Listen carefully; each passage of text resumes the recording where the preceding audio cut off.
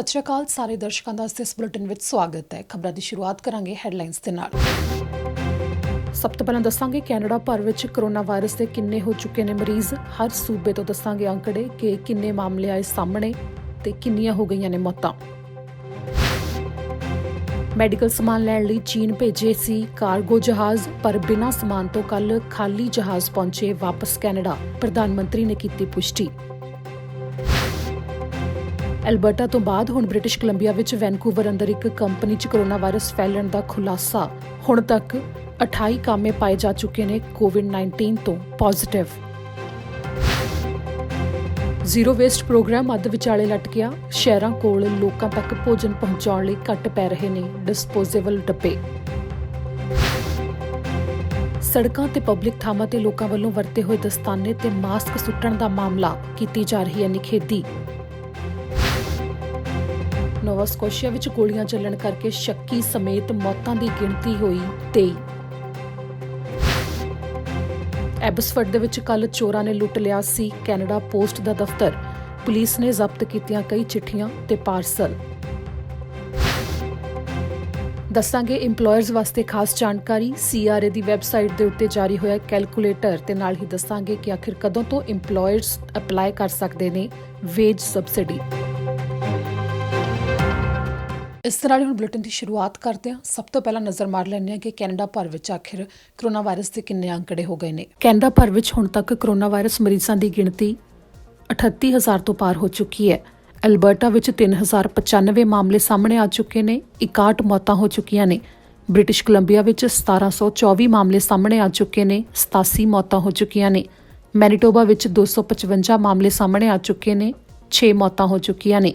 New Brunswick ਵਿੱਚ 118 ਮਾਮਲੇ ਸਾਹਮਣੇ ਆ ਚੁੱਕੇ ਨੇ। ਨਿਊਫਾਊਂਡਲੈਂਡ ਵਿੱਚ 257 ਮਾਮਲੇ ਸਾਹਮਣੇ ਆ ਚੁੱਕੇ ਨੇ। 3 ਮੌਤਾਂ ਹੋ ਚੁੱਕੀਆਂ ਨੇ।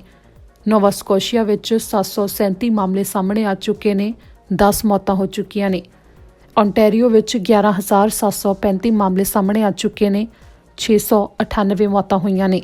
ਪ੍ਰਿੰਸ ਐਡਵਰਡ ਆਈਲੈਂਡ ਤੇ 26 ਮਾਮਲੇ ਸਾਹਮਣੇ ਆਏ ਨੇ। ਕਿਊਬੈਕ ਤੋਂ 20,126 ਮਾਮਲੇ ਸਾਹਮਣੇ ਆਏ ਨੇ। 1,041 ਮੌਤਾਂ ਹੋਈਆਂ ਨੇ। ਸਸਕੈਚਵਨ ਤੋਂ 320 ਮਾਮਲੇ ਸਾਹਮਣੇ ਆਏ ਨੇ। 4 ਮੌਤਾਂ ਹੋਈਆਂ ਨੇ। ਨਾਰਥ ਵੈਸਟ ਟੈਰੀਟਰੀਜ਼ ਤੋਂ 5 ਮਾਮਲੇ ਸਾਹਮਣੇ ਆਏ ਨੇ। ਨੁਨਾਵਤ ਤੋਂ ਕੋਈ ਮਾਮਲਾ ਸਾਹਮਣੇ ਨਹੀਂ ਆਇਆ ਤੇ ਯੂਕੌਨ ਤੋਂ ਹੁਣ ਤੱਕ 11 ਮਾਮਲੇ ਹੀ ਸਾਹਮਣੇ ਆਏ ਨੇ। ਹੁਣ ਸ਼ੁਰੂਆਤ ਕਰਾਂਗੇ ਵੱਡੀ ਖਬਰ ਦੇ ਨਾਲ ਕਿ ਕੱਲ ਤੁਹਾਨੂੰ ਦੱਸਿਆ ਸੀ ਕਿ ਐਲਬਰਟਾ ਵਿੱਚ ਇੱਕ ਕੰਪਨੀ ਤੋਂ ਮਾਮਲਾ ਸਾਹਮਣੇ ਆਇਆ ਸੀ, ਜਿੱਥੇ ਇੱਕ ਕੰਪਨੀ ਦੇ ਵਿੱਚ ਹੀ ਕੋਰੋਨਾ ਵਾਇਰਸ ਫੈਲ ਗਿਆ, ਜਿਸ ਤੋਂ ਬਾਅਦ 484 ਕਾਮਿਆਂ ਨੂੰ ਕੋਰੋਨਾ ਵਾਇਰਸ ਹੋ ਗਿਆ। ਤੇ ਹੁਣ ਬ੍ਰਿਟਿਸ਼ ਕੋਲੰਬੀਆ ਦੀ ਇੱਕ ਕੰਪਨੀ ਤੋਂ ਵੀ ਅਜਿਹਾ ਹੀ ਮਾਮਲਾ ਸਾਹਮਣੇ ਆਇਆ ਹੈ। ਵੈਨਕੂਵਰ ਦੇ ਵਿੱਚ ਯੂਨਾਈਟਿਡ ਪੋਲਟਰੀ ਤੋਂ ਇਹ ਮਾਮਲਾ ਸਾਹਮਣੇ ਆਇਆ ਹੈ, ਜਿੱਥੇ ਕਿ ਹੁਣ ਤੱਕ 28 ਕੋਰੋਨਾ ਵਾਇਰਸ ਪੀੜਤਾਂ ਦੀ ਗਿਣਤੀ ਸਾਹਮਣੇ ਆ ਚੁੱਕੀ ਹੈ। ਜਿੱਥੇ ਪਹਿਲਾਂ ਇੱਕ ਕਾਮਾ ਬਿਮਾਰ ਸੀ ਤੇ ਉਸ ਕਾਮੇ ਦਾ ਜਦੋਂ ਟੈਸਟ ਹੋਇਆ ਤਾਂ ਉਸ ਨੂੰ ਕੋਰੋਨਾ ਵਾਇਰਸ ਤੋਂ ਪੋਜ਼ਿਟਿਵ ਪਾਇਆ ਗਿਆ, ਜਿਸ ਤੋਂ ਬਾਅਦ 70 ਤੋਂ ਉੱਪਰ ਕਾਮਿਆਂ ਦਾ ਟੈਸਟ ਕੀਤਾ ਗਿਆ ਤੇ ਉਹਨਾਂ ਵਿੱਚੋਂ ਵੀ 27 ਕਾਮਿਆਂ ਨੂੰ ਕੋਰੋਨਾ ਵਾਇਰਸ ਤੋਂ ਪੋਜ਼ਿਟਿਵ ਪਾਇਆ ਗਿਆ ਤੇ ਕੁੱਲ ਗਿਣਤੀ 28 ਹੁਣ ਤੱਕ ਕੋਰੋਨਾ ਵਾਇਰਸ ਮਰੀਜ਼ਾਂ ਦੀ ਪਾਈ ਜਾ ਚੁੱਕੀ ਹੈ। ਇਸ ਕੰਪਨੀ ਦੇ ਵਿੱਚ ਕਿਸ ਤਰ੍ਹਾਂ ਆਖਿਰ ਕਾਮਿਆਂ ਦਰਮਿਆਨ ਕੋਰੋਨਾ ਵਾਇਰਸ ਫੈਲਿਆ ਕਿ ਕੀ ਜੋ ਕੋਰੋਨਾ ਵਾਇਰਸ ਸੰਬੰਧੀ ਹਦਾਇਤਾਂ ਸਨ ਉਹਨਾਂ ਨੂੰ ਮੰਨਿਆ ਨਹੀਂ ਸੀ ਜਾ ਰਿਹਾ ਤੇ ਇਸੇ ਸੰਬੰਧੀ ਜਾਂਚ ਵੀ ਚੱਲੇਗੀ ਤੇ ਇਸੇ ਦੌਰਾਨ ਹੋਰ ਕੰਪਨੀਆਂ ਨੂੰ ਵੀ ਬਾਰ-ਬਾਰ ਹਦਾਇਤਾਂ ਦੀ ਪਾਲਣਾ ਕਰਨ ਲਈ ਕਿਹਾ ਜਾ ਰਿਹਾ ਹੈ। ਤੇ ਇੱਥੇ ਕਾਮਿਆਂ ਨੂੰ ਵੀ ਅਸੀਂ ਦੱਸ ਦਈਏ ਕਿ ਜੇਕਰ ਤੁਸੀਂ ਜਿਹੜੀ ਵੀ ਕੰਪਨੀ 'ਚ ਕੰਮ ਕਰਦੇ ਹੋ, ਫਿਰ ਬੇਸ਼ੱਕ ਉਹ ਕੋਈ ਫੈਕਟਰੀ ਹੈ ਜਾਂ ਵੇਅਰ ਹਾਊਸ ਹੈ ਜਾਂ ਫਿਰ ਉਹ ਤੁਸੀਂ ਕੋਈ ਆਫਿਸ ਵਰਕ ਹੋਰ ਕਰਦੇ ਹੋ ਜਾਂ ਕੋਈ ਗਰੋਸਰੀ ਸਟੋਰ ਹੈ, ਜੇਕਰ ਕੋਈ ਹਦਾਇਤਾਂ ਦੀ ਪਾਲਣਾ ਨਹੀਂ ਕੀਤੀ ਜਾ ਰਹੀ ਤੁਹਾਡੇ ਇੰਪਲੋਇਰਸ ਦੇ ਵੱਲੋਂ ਤਾਂ ਤੁਸੀਂ ਤੁਰੰਤ ਵਰਕ ਸੇਫ BC ਜੇ ਬ੍ਰਿਟਿਸ਼ ਕੋਲੰਬੀਆ 'ਚ ਹੋ, ਜੇ ਹੋਰ ਕਿਸੇ ਸੂਬੇ 'ਚ ਹੋ ਤਾਂ ਉੱਥੋਂ ਦੇ ਵਰਕ ਸੇਫ ਵਿਭਾਗ ਨੂੰ ਤੁਰੰਤ ਫੋਨ ਕਰੋ। ਜਿੱਥੇ ਤੁਸੀਂ ਕੰਮ ਕਰ ਰਹੇ ਹੋ ਉਸ ਥਾਂ ਦਾ ਪਤਾ ਦਿਓ। ਤੁਹਾਡਾ ਨਾਮ ਉਹ ਨਹੀਂ ਪੁੱਛਣਗੇ ਤੇ ਨਾ ਹੀ ਤੁਹਾਡੀ ਕੋਈ ਨਿੱਜੀ ਜਾਣਕਾਰੀ ਲਈ ਜਾਵੇਗੀ, ਜਿਸ 'ਚ ਡਰਨ ਦੀ ਲੋੜ ਨਹੀਂ ਹੈ ਕਿ ਕਿਸੇ ਨੂੰ ਪਤਾ ਵੀ ਲੱਗ ਜਾਵੇਗਾ, ਕਿ ਤੁਹਾਡੇ ਇੰਪਲੋਇਰ ਨੂੰ ਵੀ ਪਤਾ ਲੱਗ ਜਾਵੇਗਾ ਕਿ ਆਖਿਰ ਫੋਨ ਕਿਸ ਦੇ ਵੱਲੋਂ ਕੀਤਾ ਗਿਆ ਜਾਂ ਫੋਨ ਕੀਤਾ ਗਿਆ ਹੈ ਵੀ ਜਾਂ ਨਹੀਂ। ਕਿਉਂਕਿ ਉਹ ਜੋ ਆਮ ਤੌਰ ਦੇ ਉੱਤੇ ਇੰਸਪੈਕਸ਼ਨ ਹੁੰਦੀ ਹੈ ਉਹ ਇੰਸਪੈਕਸ਼ਨ ਕਰਨ ਦੇ ਵਾਸਤੇ ਕੰਪਨੀ ਦੇ ਵਿੱਚ ਆਉਣਗੇ ਤੇ ਉਸ ਤੋਂ ਬਾਅਦ ਜੇਕਰ ਉਹਨਾਂ ਨੇ ਪਾਇਆ ਕਿ ਕਰੋਨਾ ਵਾਇਰਸ ਦੀਆਂ ਹਦਾਇਤਾਂ ਦੀ ਪਾਲਣਾ ਕੰਪਨੀ ਵੱਲੋਂ ਨਹੀਂ ਕੀਤੀ ਜਾ ਰਹੀ ਤਾਂ ਉਸ ਦੇ ਉੱਤੇ ਇੰਪਲੋਇਰਸ ਦੇ ਉੱਤੇ ਕਾਰਵਾਈ ਵੀ ਹੋਵੇਗੀ ਤੇ ਉਹਨਾਂ ਹਦਾਇਤਾਂ ਨੂੰ ਮੰਨਣ ਵਾਸਤੇ ਜੋ ਕਦਮ ਵੀ ਚੁੱਕੇ ਜਾਣ ਇਸ ਨੂੰ ਸਥਾਈ ਬਣਾਇਆ ਜਾਵੇਗਾ ਤੇ ਤੁਹਾਡੀ ਸੁਰੱਖਿਆ ਦੇ ਲਈ ਉਹ ਬਹੁਤ ਅਹਿਮ ਹੈ, ਜਿਸ ਦੇ ਕਰਕੇ ਅਜਿਹਾ ਜ਼ਰੂਰ ਕੀਤਾ ਜਾਵੇ। ਤੇ ਇਸ ਦੇ ਨਾਲ ਹੀ ਅਗਲੀ ਖਬਰ ਦੇ ਵੱਲ ਰੁਖ ਕਰਦੇ ਹਾਂ। ਅਗਲੀ ਖਬਰ ਹੈ ਕਿ ਪ੍ਰਧਾਨ ਮੰਤਰੀ ਜਸਟਿਨ ਟਰੂਡੋ ਨੇ ਪੁਸ਼ਟੀ ਕੀਤੀ ਹੈ ਕਿ 2 ਕਾਰਗੋ ਜਹਾਜ਼ ਚੀਨ ਭੇਜੇ ਗਏ ਸੀ ਜੋ ਮੈਡੀਕਲ ਸਪਲਾਈ ਲਿਆਉਣ ਵਾਸਤੇ ਭੇਜੇ ਗਏ ਸਨ, ਪਰ ਸੋਮਵਾਰ ਯਾਨੀ ਕਿ ਕੱਲ ਉਹ ਜਹਾਜ਼ ਖਾਲੀ ਹੀ ਕੈਨੇਡਾ ਪਰਤ ਆਏ ਤੇ ਨਾਲ ਹੀ ਪ੍ਰਧਾਨ ਮੰਤਰੀ ਨੇ ਕਿਹਾ ਕਿ ਉਹ ਵਾਪਸ ਖਾਲੀ ਪਰਤਣ ਲਈ ਮਜਬੂਰ ਹੋਏ ਕਿਉਂਕਿ ਚੀਨ ਨੇ ਇਸ ਮੌਕੇ ਕਰੋਨਾ ਵਾਇਰਸ ਕਰਕੇ ਅਜਿਹੀਆਂ ਹਦਾਇਤਾਂ ਲਾਈਆਂ ਹੋਈਆਂ ਨੇ ਕਿ ਸਮੇਂ ਸਿਰ ਸਪਲਾਈ ਹੈ ਜੋ ਕਾਰਗੋ ਜਹਾਜ਼ਾਂ ਤੱਕ ਨਹੀਂ ਪਹੁੰਚੀ। ਅਜਿਹਾ ਮੰਨਿਆ ਜਾ ਰਿਹਾ ਹੈ ਕਿਉਂਕਿ ਰਾਹ ਵਿੱਚ ਬਹੁਤ ਸਾਰੇ ਚੈੱਕ ਪੁਆਇੰਟ ਵੀ ਨੇ, ਜੋ ਸਪਲਾਈ ਹੈ ਉਹ ਬਹੁਤ ਜ਼ਿਆਦਾ ਪ੍ਰਭਾਵਿਤ ਹੋ ਰਹੀ ਹੈ ਤੇ ਇਸ ਦੇ ਨਾਲ ਹੀ ਉੱਥੇ ਇੱਕ ਸੀਮਤ ਸੀਮਾ ਲਾਈ ਹੋਈ ਹੈ ਕਿ 에ਅਰਪੋਰਟ ਦੇ ਉੱਤੇ ਇੰਨੇ ਸਮੇਂ ਦੇ ਵਾਸਤੇ ਹੀ ਕੋਈ ਜਹਾਜ਼ ਰੁਕ ਸਕਦਾ ਹੈ ਤੇ ਜਦੋਂ ਉਹ ਸਮਾਂ ਸੀਮਾ ਪੂਰੀ ਹੋ ਜਾਂਦੀ ਹੈ ਤਾਂ ਜਹਾਜ਼ਾਂ ਨੂੰ ਵਾਪਸ ਜਾਣ ਲਈ ਕਹਿ ਦਿੱਤਾ ਜਾਂਦਾ ਤੇ ਕੁਝ ਅਜਿਹਾ ਹੀ ਹੋਇਆ ਕਿ ਕੈਨੇਡਾ ਦੇ ਕਾਰਗੋ ਜਹਾਜ਼ ਵਾਪਸ ਖਾਲੀ ਭੇਜ ਦਿੱਤੇ ਗਏ। ਚੀਨ ਦੇ ਵੱਲੋਂ ਮੈਡੀਕਲ ਸਪਲਾਈ ਉਹਨਾਂ ਵਿੱਚ ਨਹੀਂ ਆਈ ਜਿਸ ਦੇ ਵਾਸਤੇ ਗਏ ਸਨ। ਇਸ ਦੌਰਾਨ ਪ੍ਰਧਾਨ ਮੰਤਰੀ ਜਸਟਿਨ ਟਰੂਡੋ ਨੇ ਦੱਸਿਆ ਕਿ ਇੱਕ ਫੈਡਰਲ ਸਰਕਾਰ ਦੇ ਵੱਲੋਂ ਸੀਗਾ ਤੇ ਇੱਕ ਸੂਬੇ ਦੇ ਵੱਲੋਂ ਸੀ। ਹੁਣ ਇਹ ਨਹੀਂ ਦੱਸਿਆ ਕਿ ਆਖਿਰ ਕਿਹੜਾ ਸੂਬਾ ਸੀ, ਪਰ 2 ਕਾਰਗੋ ਜਹਾਜ਼ ਗਏ ਸਨ ਕੈਨੇਡਾ ਦੇ ਵੱਲੋਂ, ਪਰ ਖਾਲੀ ਉਹਨਾਂ ਨੂੰ ਚੀਨ ਤੋਂ ਪਰਤਣਾ ਪਿਆ।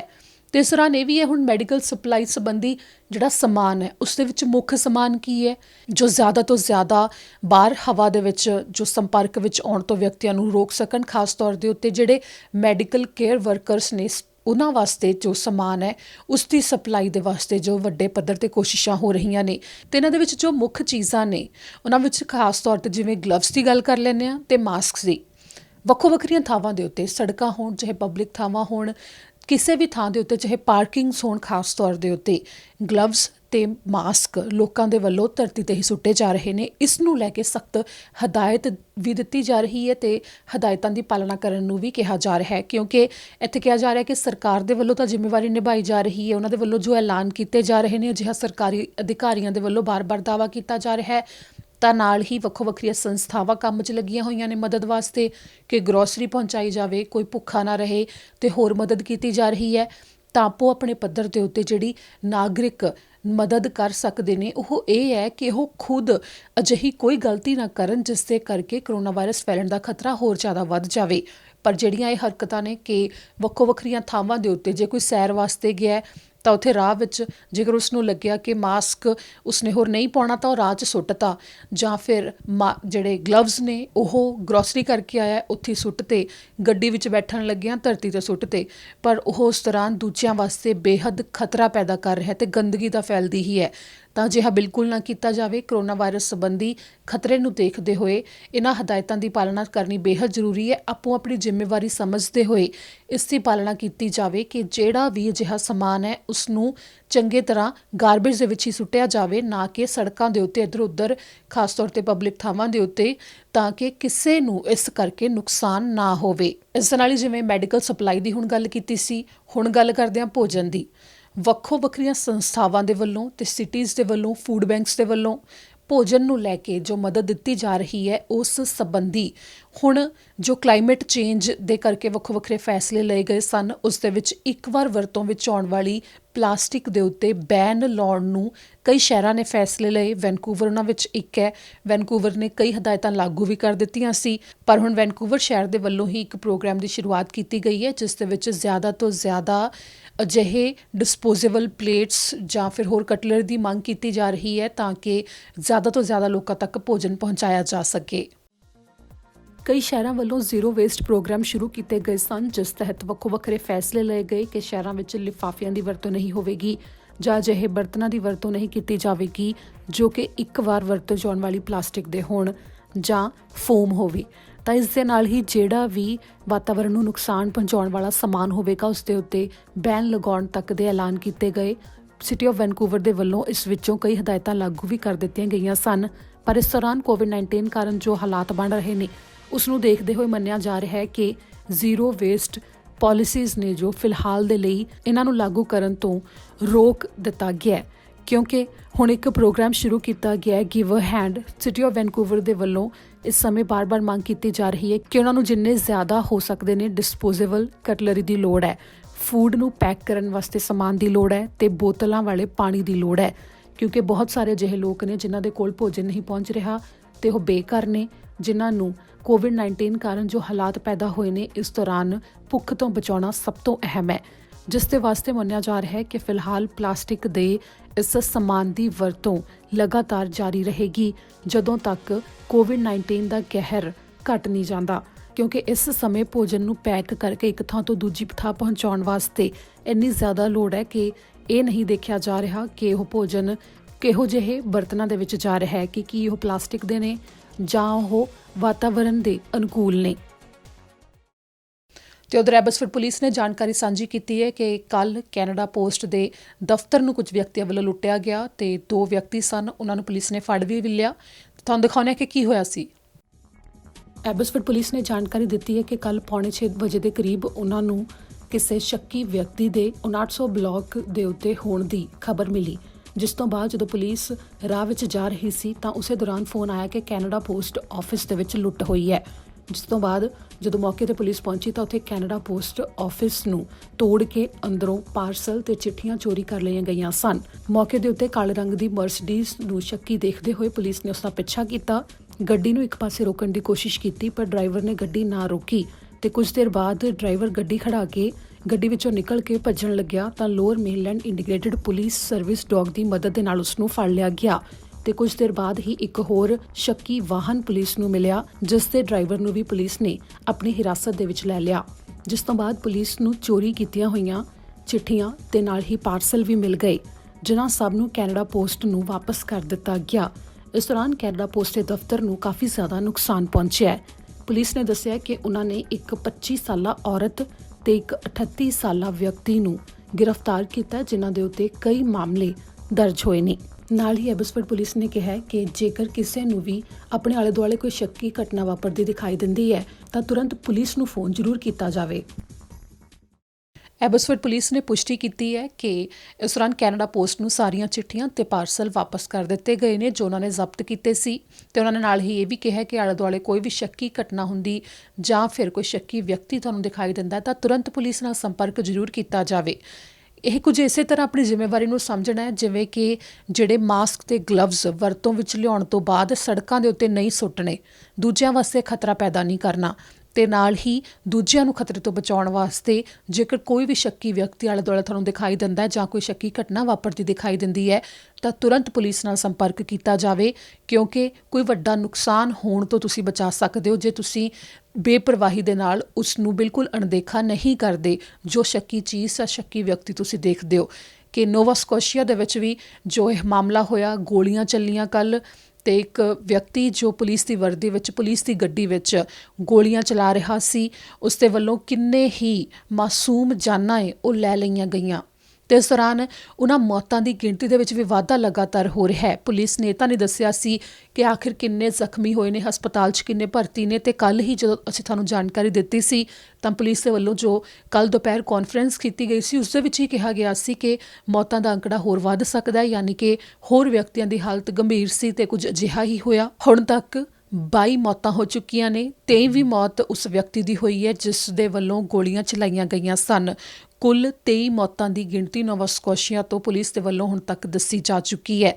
ਗੋਲੀਆਂ ਚਲਾਉਣ ਦੇ ਇਸ ਮਾਮਲੇ ਵਿੱਚ ਵੱਖੋ ਵੱਖਰੀਆਂ ਥਾਵਾਂ ਦੇ ਉੱਤੇ ਵਿਅਕਤੀ ਨੇ ਨਾ ਸਿਰਫ ਗੋਲੀਆਂ ਚਲਾਈਆਂ ਸਗੋਂ ਅੱਗਾਂ ਵੀ ਲਗਾਈਆਂ ਤੇ ਨੋਵਾ ਸਕੋਸ਼ੀਆ ਵਿੱਚ ਕਈ ਭਾਈਚਾਰੇ ਇਸ ਨਾਲ ਪ੍ਰਭਾਵਿਤ ਹੋਏ ਨੇ ਤੇ ਇਸ ਦੌਰਾਨ 16 ਵੱਖੋ ਵੱਖਰੀਆਂ ਥਾਵਾਂ ਦੇ ਉੱਤੇ ਪੁਲਿਸ ਦੇ ਵੱਲੋਂ ਜਾਂਚ ਕੀਤੀ ਜਾ ਰਹੀ ਹੈ, ਜਿੱਥੇ ਮੌਤਾਂ ਦੇ ਮਾਮਲੇ, ਹਮਲੇ ਦੇ ਮਾਮਲੇ, ਅੱਗਾਂ ਲੱਗਣ ਦੇ ਮਾਮਲੇ ਇਹ ਸਾਹਮਣੇ ਆਏ ਤੇ ਉਸ ਇੱਕ ਵਿਅਕਤੀ ਦੇ ਵੱਲੋਂ ਅਜਿਹਾ ਕੀਤਾ ਗਿਆ। ਹੁਣ ਤੱਕ ਕਾਮਿਆਂ ਦੀ ਮਦਦ ਵਾਸਤੇ ਜੋ ਵੱਖੋ ਵੱਖਰੇ ਐਲਾਨ ਕੀਤੇ ਜਾ ਰਹੇ ਨੇ, ਜੋ ਬਿਜ਼ਨੈਸਿਸ ਦੇ ਮਾਲਕ ਨੇ ਉਹਨਾਂ ਵਾਸਤੇ ਐਲਾਨ ਕੀਤੇ ਜਾ ਰਹੇ ਨੇ ਤੇ ਨਾਲ ਹੀ ਜੋ ਵੇਜ ਸਬਸਿਡੀ ਤਨਖਾਹ ਦੇਣ ਦੇ ਵਾਸਤੇ ਸਬਸਿਡੀ ਸਰਕਾਰ ਵੱਲੋਂ ਦਿੱਤੀ ਜਾ ਰਹੀ ਹੈ, ਉਸ ਦੀ ਜਾਣਕਾਰੀ ਵੀ ਹੁਣ CRA ਨੇ ਦੇ ਦਿੱਤੀ ਹੈ। ਪ੍ਰਧਾਨ ਮੰਤਰੀ ਜਸਟਿਨ ਟਰੂਡੋ ਨੇ ਇਸ ਦੇ ਬਾਰੇ ਦੱਸਦੇ ਹੋਏ ਦੱਸਿਆ, ਜਦੋਂ ਤੁਸੀਂ CRA ਦੀ ਵੈਬਸਾਈਟ ਦੇ ਉੱਤੇ ਜਾਵੋਗੇ ਉੱਥੇ ਇੰਪਲੋਇਰਸ ਦੇ ਵਾਸਤੇ ਵੇਜ ਸਬਸਿਡੀ ਨੂੰ ਲੈ ਕੇ ਉੱਪਰ ਹੀ ਵਿੰਡੋ ਦੇ ਵਿੱਚ ਜਾਣਕਾਰੀ ਪੌਪ ਹੁੰਦੀ ਹੈ, ਜਿਸ ਦੇ ਵਿੱਚ ਤੁਸੀਂ ਜਦੋਂ ਕਲਿੱਕ ਕਰੋਗੇ ਅੱਗੇ ਤਾਂ ਸਾਰੀ ਜਾਣਕਾਰੀ ਦਿੱਤੀ ਗਈ ਹੈ ਕਿ ਕਿਸ ਤਰ੍ਹਾਂ ਇੰਪਲੋਇਰਸ ਇਸ ਲਈ ਅਪਲਾਈ ਕਰ ਸਕਦੇ ਨੇ। ਤੁਹਾਨੂੰ ਦੱਸ ਦਈਏ ਕਿ ਇੱਥੇ ਇਹ ਵੀ ਦੱਸਿਆ ਗਿਆ ਹੈ ਕਿ ਉੱਥੇ ਜਾਣਕਾਰੀ ਸਾਂਝੀ ਕੀਤੀ ਗਈ ਹੈ। ਸੋਮਵਾਰ ਤੋਂ ਅਪਲਾਈ ਕੀਤਾ ਜਾ ਸਕਦਾ ਹੈ। ਅਪ੍ਰੈਲ 27 ਤੋਂ ਅਰਜ਼ੀਆਂ ਖੁੱਲ੍ਹ ਰਹੀਆਂ ਨੇ, ਜਿਸ ਦੇ ਵਿੱਚ ਸਾਰੇ ਇੰਪਲੋਇਰ ਵੇਜ ਸਬਸਿਡੀ ਦੇ ਵਾਸਤੇ ਜਿਹੜੇ ਐਲੀਜੀਬਲ ਨੇ ਅਪਲਾਈ ਕਰ ਸਕਦੇ ਨੇ। ਜਿਸ ਦੇ ਵਿੱਚ ਖਾਸ ਤੌਰ ਦੇ ਉੱਤੇ ਤੁਹਾਨੂੰ ਦੱਸ ਦਈਏ ਕਿ ਜੋ ਪ੍ਰਧਾਨ ਮੰਤਰੀ ਨੇ ਜਾਣਕਾਰੀ ਦਿੱਤੀ ਹੈ ਤੇ CRA ਦੀ ਵੈਬਸਾਈਟ ਤੇ ਤੁਸੀਂ ਖੁਦ ਵੀ ਦੇਖ ਸਕਦੇ ਹੋ ਕਿ ਵੇਜ ਸਬਸਿਡੀ ਦੇ ਵਾਸਤੇ ਕਿਹੜੇ ਇੰਪਲੋਇਰ ਐਲੀਜੀਬਲ ਨੇ ਤੇ ਕਿੰਨਿਆਂ ਨੂੰ ਵੇਜ ਸਬਸਿਡੀ ਹੈ ਜਿਹੜੀ ਉਹ ਕਿੰਨੀ ਮਿਲੇਗੀ। ਉਸ ਦੇ ਵਾਸਤੇ ਕੈਲਕੂਲੇਟਰ ਜ਼ਰੂਰ ਜਾਰੀ ਕਰ ਦਿੱਤਾ ਗਿਆ ਤੇ ਤੁਸੀਂ ਉੱਥੇ ਕੈਲਕੂਲੇਟਰ ਵਿੱਚ ਆਪਣੀ ਜਾਣਕਾਰੀ ਭਰ ਕੇ ਇਸ ਸੰਬੰਧੀ ਜਾਣਕਾਰੀ ਲੈ ਸਕਦੇ ਹੋ, ਜੋ ਕਿ ਕਾਫੀ ਮਦਦਗਾਰ ਸਾਬਤ ਹੋਵੇਗੀ। Today, we're launching a new calculator on the CRA website so businesses can determine the amount they can expect to claim through the wage subsidy. Employers will be able to apply as of this Monday, April 27th. Later today, Minister Duclos will be providing more details regarding the rollout of this program.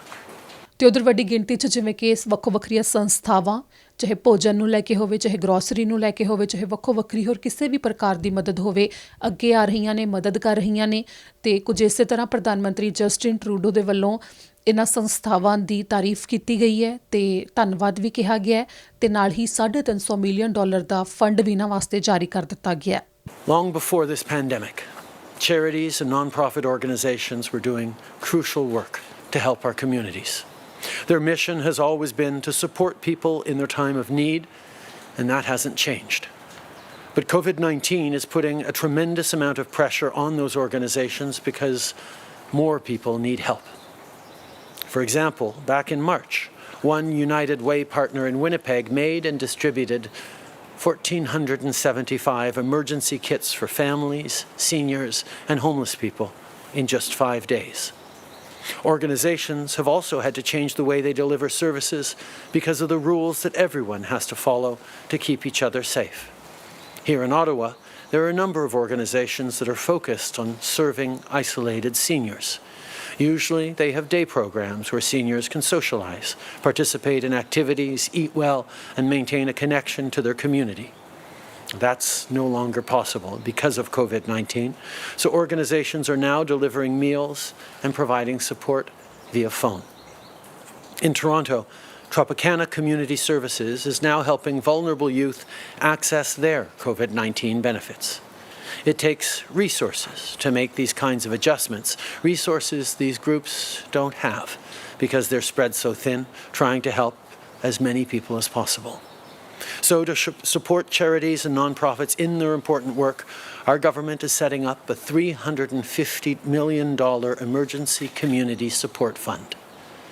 A portion of these funds will go directly to smaller, independent frontline organizations, and the rest will flow through national organizations like the United Way, Community Foundations Canada, and the Red Cross that can get funds to local organizations and vulnerable people quickly. This is money for things like training volunteers, increasing at-home deliveries for seniors, or driving people with disabilities to appointments. With this fund, we're giving more resources to charities and nonprofits so they can adapt to the new realities and difficulties brought on by this pandemic. ਇਸ ਨਾਲ ਹੀ ਅੱਜ ਦੇ ਇਸ bulletin ਵਿੱਚ ਇੰਨਾ ਹੀ। ਅੰਤ ਵਿੱਚ ਫਿਰ ਤੋਂ ਇੱਕ ਨਜ਼ਰ ਹੈਡਲਾਈਨਸ ਤੇ। ਸਭ ਤੋਂ ਪਹਿਲਾਂ ਦੱਸਾਂਗੇ ਕੈਨੇਡਾ ਭਰ ਵਿੱਚ ਕਰੋਨਾ ਵਾਇਰਸ ਦੇ ਕਿੰਨੇ ਹੋ ਚੁੱਕੇ ਨੇ ਮਰੀਜ਼। ਹਰ ਸੂਬੇ ਤੋਂ ਦੱਸਾਂਗੇ ਅੰਕੜੇ ਕਿ ਕਿੰਨੇ ਮਾਮਲੇ ਆਏ ਸਾਹਮਣੇ ਤੇ ਕਿੰਨੀਆਂ ਹੋ ਗਈਆਂ ਨੇ ਮੌਤਾਂ। ਮੈਡੀਕਲ ਸਮਾਨ ਲੈਣ ਲਈ ਚੀਨ ਭੇਜੇ ਸੀ ਕਾਰਗੋ ਜਹਾਜ਼, ਪਰ ਬਿਨਾਂ ਸਮਾਨ ਤੋਂ ਕੱਲ ਖਾਲੀ ਜਹਾਜ਼ ਪਹੁੰਚੇ ਵਾਪਸ ਕੈਨੇਡਾ। ਪ੍ਰਧਾਨ ਮੰਤਰੀ ਨੇ ਕੀਤੀ ਪੁਸ਼ਟੀ। ਐਲਬਰਟਾ ਤੋਂ ਬਾਅਦ ਹੁਣ ਬ੍ਰਿਟਿਸ਼ ਕੋਲੰਬੀਆ ਵਿੱਚ ਵੈਨਕੂਵਰ ਅੰਦਰ ਇੱਕ ਕੰਪਨੀ 'ਚ ਕਰੋਨਾ ਵਾਇਰਸ ਫੈਲਣ ਦਾ ਖੁਲਾਸਾ। ਹੁਣ ਤੱਕ 28 ਕਾਮੇ ਪਾਏ ਜਾ ਚੁੱਕੇ ਨੇ ਕੋਵਿਡ-19 ਤੋਂ ਪੋਜ਼ਿਟਿਵ। ਜ਼ੀਰੋ ਵੇਸਟ ਪ੍ਰੋਗਰਾਮ ਅੱਧ ਵਿਚਾਲੇ ਲਟਕਿਆ। ਸ਼ਹਿਰਾਂ ਕੋਲ ਲੋਕਾਂ ਤੱਕ ਭੋਜਨ ਪਹੁੰਚਾਉਣ ਲਈ ਘੱਟ ਪੈ ਰਹੇ ਨੇ ਡਿਸਪੋਜ਼ੇਬਲ ਡੱਬੇ। ਸੜਕਾਂ ਤੇ ਪਬਲਿਕ ਥਾਵਾਂ ਤੇ ਲੋਕਾਂ ਵੱਲੋਂ ਵਰਤੇ ਹੋਏ ਦਸਤਾਨੇ ਤੇ ਮਾਸਕ ਸੁੱਟਣ ਦਾ ਮਾਮਲਾ, ਕੀਤੀ ਜਾ ਰਹੀ ਹੈ ਨਿਖੇਧੀ। ਨੋਵਾ ਸਕੋਸ਼ੀਆ ਵਿੱਚ ਗੋਲੀਆਂ ਚੱਲਣ ਕਰਕੇ ਸ਼ੱਕੀ ਸਮੇਤ ਮੌਤਾਂ ਦੀ ਗਿਣਤੀ ਹੋਈ 23। ਐਬਸਫਰਡ ਦੇ ਵਿੱਚ ਕੱਲ ਚੋਰਾਂ ਨੇ ਲੁੱਟ ਲਿਆ ਸੀ ਕੈਨੇਡਾ ਪੋਸਟ ਦਾ ਦਫ਼ਤਰ। ਪੁਲਿਸ ਨੇ ਜ਼ਬਤ ਕੀਤੀਆਂ ਕਈ ਚਿੱਠੀਆਂ ਤੇ ਪਾਰਸਲ। ਦੱਸਾਂਗੇ ਇੰਪਲੋਇਰਸ ਵਾਸਤੇ ਖਾਸ ਜਾਣਕਾਰੀ, CRA ਦੀ ਵੈਬਸਾਈਟ ਦੇ ਉੱਤੇ ਜਾਰੀ ਹੋਇਆ ਕੈਲਕੂਲੇਟਰ ਤੇ ਨਾਲ ਹੀ ਦੱਸਾਂਗੇ ਕਿ ਆਖਿਰ ਕਦੋਂ ਤੋਂ ਇੰਪਲੋਇਰਸ ਅਪਲਾਈ ਕਰ ਸਕਦੇ ਨੇ ਵੇਜ ਸਬਸਿਡੀ। ਖਬਰਾਂ ਦੇ ਇਸ ਬੁਲੇਟਿਨ ਵਿੱਚ ਅੱਜ ਲਈ ਇੰਨਾ ਹੀ। ਮੈਨੂੰ ਦਿਓ ਇਜਾਜ਼ਤ। ਸਤਿ ਸ਼੍ਰੀ ਅਕਾਲ।